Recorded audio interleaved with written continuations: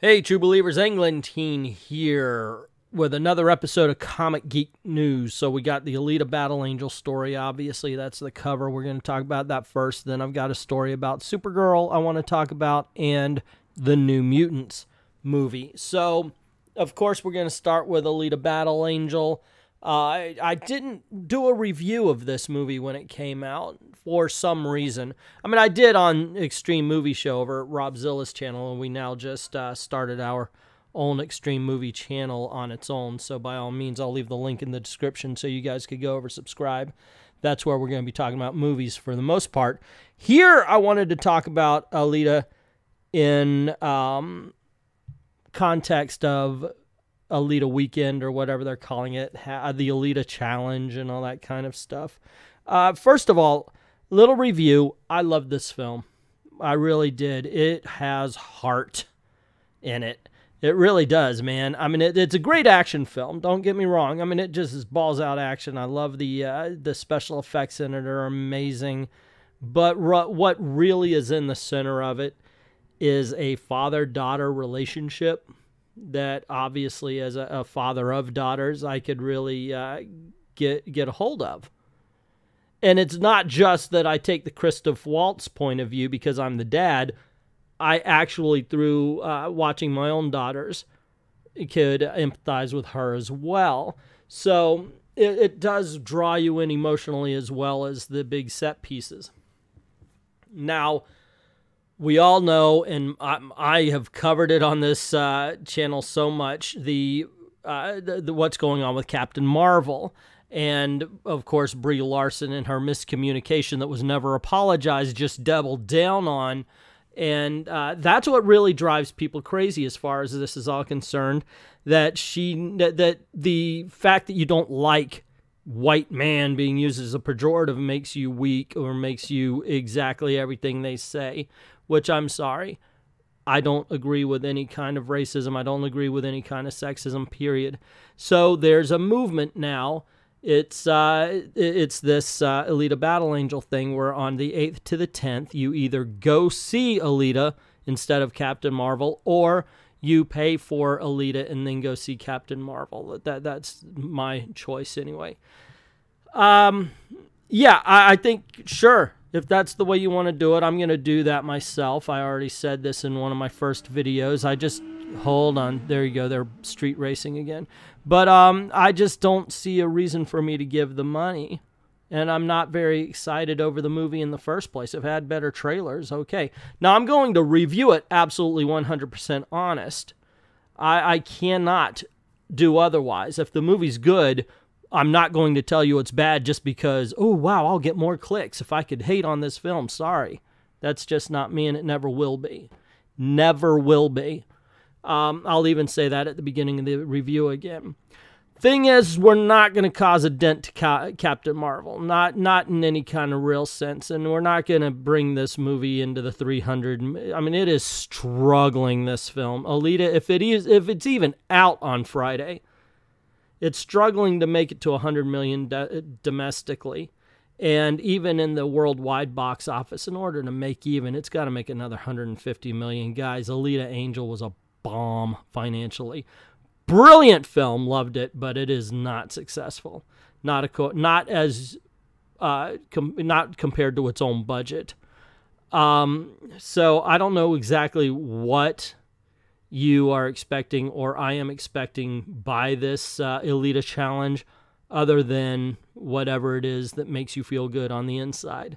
Do not expect Captain Marvel to be brought down. It could be brought down. I mean, as far as the projections, it went from 180 to 80, between 80 million and 120 million is what I've heard. So just by the projections, whatever movement this is, and I have been a part of it, I'm not separating myself from it because you've seen the videos. There has been damage done. I just don't know if it is exactly as much as we think it might be.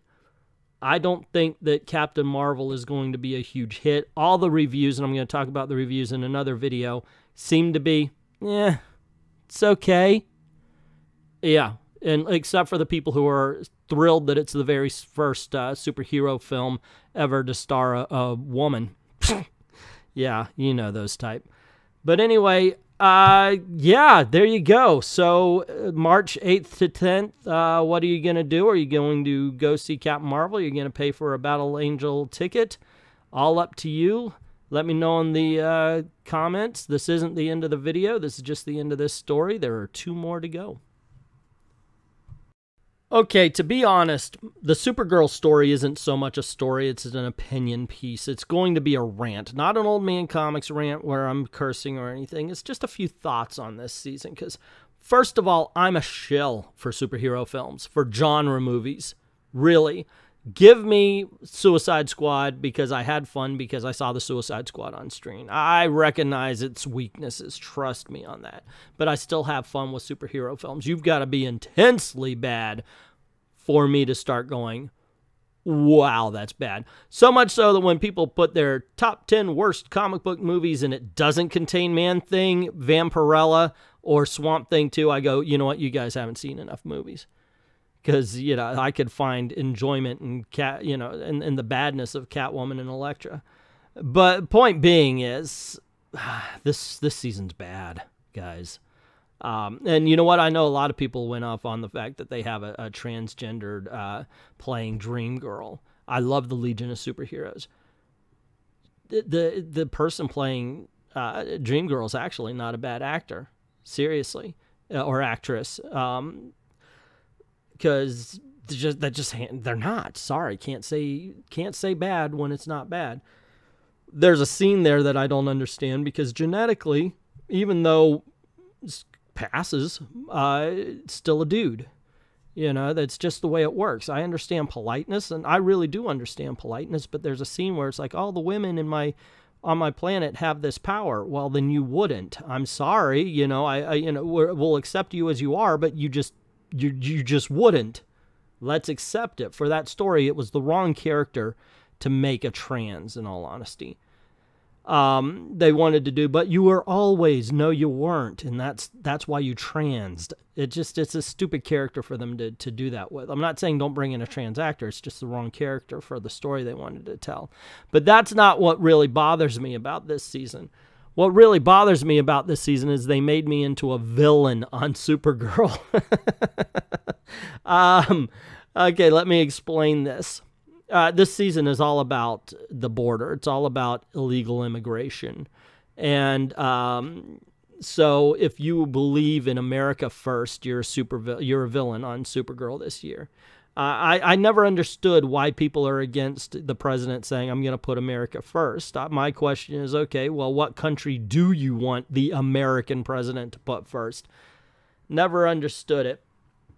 Also, the fact that they don't know legal from illegal. In this case, if you don't fall in line with what Supergirl believes about aliens, and mind you, she is an alien, you're a racist, you're hateful, you know. But I'm thinking, you know what? Yeah, you should be looking after humans first on a planet where humans, you know, are. I mean, it's our planet, but it goes so far over the top to show that anybody who doesn't agree, and there's no nuance to the argument, and that's a huge loss as well. If they actually talk about the real benefits, or the, you know, what's good and what's bad, basically, it would make sense. But every time they have anything to say about the fact that, well, you know, there is this we have to look out for, and they make a point of having the villain say it, so you know it's wrong, or at least that's what they're trying to convey. And unfortunately, wow, this TV show is really heavy-handed with that. Although they did get a they did get a shot in, because she brings up the fact that, oh, the Pilgrims came over and they pushed it, you know, and the Indians accepted them, and now you're saying that we can't accept the aliens. And he says, and what happened to those Indians? And that kind of, I'm paraphrasing, but that kind of smacked it around. I just thought, wow, of all the times that Supergirl has done the whole progressive politics in the past, I've been able to overlook it, but this season is particularly bad. And it just kills me that and then part of it is because there's no nuance to it. I'm a supervillain on Supergirl. What can I say? It's really bad this year. Oh, and Linda Carter, I think she plays a white Martian who is now the president of the United States, and she's outed as an alien, and it's like, oh, but her policies are so good. Yeah, you know what? Nothing matters anymore because she broke the rules, and she should be in federal prison now because there's something about needing to be born in America to be president or something like that. And I'm pretty sure everything she's done it will now be null and void or have to be revoted on or something like that. I'm not a lawyer, so I'm not going to pretend that I know. It's just, wow, what a cluster you guys made here. Anyway, can't recommend Supergirl this season, but I'm pretty sure a lot of you already were way ahead of me on that one. This one I contemplated, do I want to include it? Because, it's me just kind of patting myself on the back. And not for a reason I want to. I want to see this movie. This is the movie I'm most excited for, even more than Endgame. I want to see the New Mutants. When they announced that they were doing a horror film based on the X-Men, I mean, we already saw Legion and what they did with that. All right, I'm in. You're going to do the Demon Bear saga? Holy Toledo, let me see it. When I saw the preview, I was like, I'm in. I love this poster. I want to see the New Mutants movie so bad. But when they pushed it back to a year, I was like, oh, shit. And then when they pushed it back again, I was like, yeah, we're never going to see this film. Not on screen anyway. It might go to Hulu. It might go to Netflix, but it will never make it to the big screen. And the last time I said this was earlier this year, and I got a whole bunch of messages. Well, Dark Phoenix and the New Mutants are both slated to come out this year, and it's going to be, guess what? Guess what? Yeah, they pushed it back again. I am not joking in any way, shape, or form. They pushed it back. I forgot, and I'm not going to go check it out because it's going to be a short little I told you so. But I'm not sure if they pushed it back till later this year, or if they pushed it back to indefinitely. But, dude, the last time I heard anything, it was, we might end up seeing this on Hulu. I told you so. I told you so. I am petty, so I say, I told you so. Dude, I always say this. I know that there's a Captain Marvel movie, and people are saying they've seen it. I won't believe it until I'm sitting in the theater, eating popcorn, watching the movie. Actually, I won't eat popcorn because I hate popcorn as America's movie snack. It makes too much noise. But point being is that's what I take as far as all these superhero movies are concerned. When I'm sitting in the theater watching it, then I'll believe it's happening. Otherwise, they love to announce movies and then take them away. DC's horrible about it. You remember that whole big slate they had, and it's like, ooh, I can't wait to get my Cyborg movie. Ha, ha, ha, ha, ha. Not happening, bro. So, yeah, I want to see this movie so bad. Now I want to see it because I want to see it in every iteration. I want to see what kind of train wreck it was, what they did to change it, and then what they did to change it after that. I want to see. I want this to get the Ridley Scott Blade Runner DVD thing, where we can just watch the what am I trying to say? Just watch the projection of the future. What am I trying to freaking say here? Where you're just watching the procession. Thank you. God damn it, there's a goddamn word here that I'm trying to figure out. Have you ever hated that? You know, and this is where I would usually cut it and then go back when I figure out the progression. Thank you.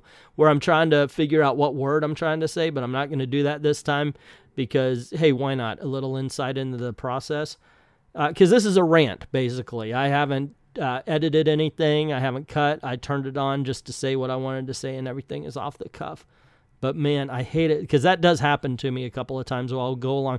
I can't think of the word for that little scoopy thing you use to eat ice cream. You know, it's just weird. That's from Simpsons, by the way. Yeah, anyway, once again, like I said, I ruined my joke for it, but I would love to see a Ridley Scott version of New Mutants where we could see the progression of different stages this movie went through. It would be awesome. Unfortunately, I don't think Hulu will be able to do that. So there you go, gang. What do you think about the Alita thing, Supergirl? Season 4 and New Mutants, it's not coming out, gang. Not in the theaters. Let me know in the comments below. Also, if you like the video, click like, share, subscribe, hit that notification bell, and don't forget to click on one of these boxes that should be popping up around you here with a video just like this one. Street Racers again. So also, don't forget to go on over to Patreon or Ko-Fi. Drop $1 in the till. Helps keep the lights on. Helps keep making videos for you. I'd like to thank everybody who's already done that. And to everyone, all of the true believers, thank you very, very much for watching.